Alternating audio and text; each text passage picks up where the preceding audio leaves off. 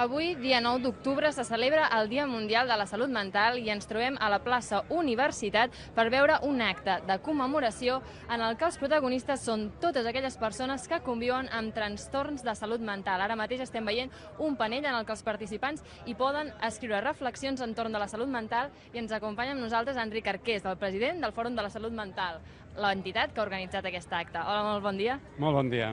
Expliqui'ns una mica quines activitats hi ha aquí. Aquest panell, des de quan fa que està aquí? Bueno, des del principi que hem començat al matí, la gent està apuntant, la gent que participa està apuntant reflexions, propostes, idees sobre la salut mental.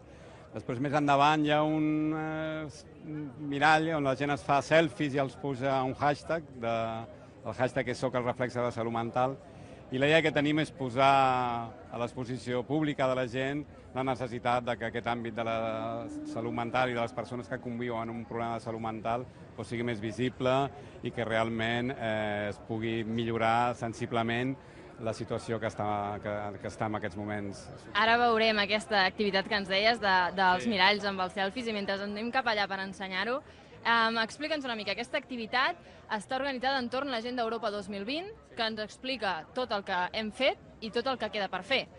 Per tant, de fet, en aquesta estratègia de creixement de la Unió Europea per la pròxima dècada també es vol ensenyar o es vol dir que falten intervencions per millorar en la salut mental. Sense cap mena de dubte. La qüestió que es planteja des de l'Agenda 2020 és que és una de les situacions claus en les properes anys.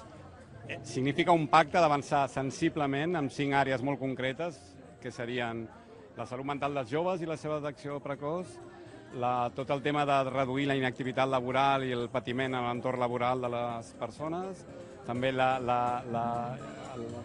prioritat de lluitar contra l'estigma i el rebuig que reben aquestes persones, i finalment els trastorns de salut mental de la gent gran, que comencen a ser un problema molt seriós, i finalment la reducció de els índexs de suïcidi que a Europa són molt elevats. Ara, mentre ens estaves explicant, vèiem com la gent es feia selfies en aquests miralls i també tenim a Pep Poblet, saxofonista, ambientant tot aquest acte. I realment, quines activitats més hi ha? Perquè Roger Pera, l'actor, també vindrà aquí i interpretarà una de les cançons de l'Exambusto. Llença't. El Poblet està des del principi intentant amenitzar. El Roger Pera serà el nostre conductor, que s'ha brindat d'una manera molt generosa i que li agraïm molt.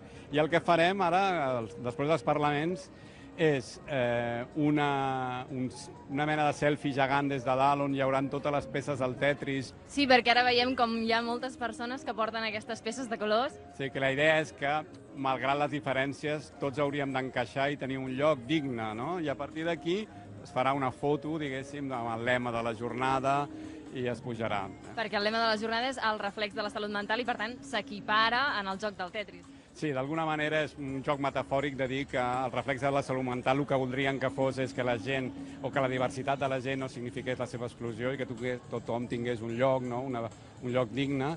I per una altra banda, la idea de que el reflex de la salut mental d'una comunitat és un reflex del seu nivell de desenvolupament humà i social. I digue'ns, quina feina queda per fer en l'àmbit de la salut mental? Suposo que molta.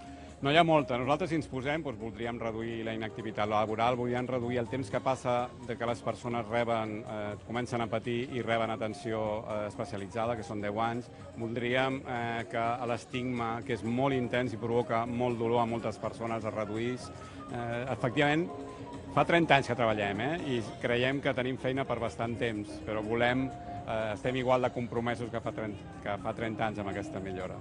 Doncs moltes gràcies, Enric Arqués. Ja ho veieu, ens trobem aquí al matí en aquest acte de commemoració del Dia Mundial de la Salut Mental que s'allargarà fins a la 1 del migdia.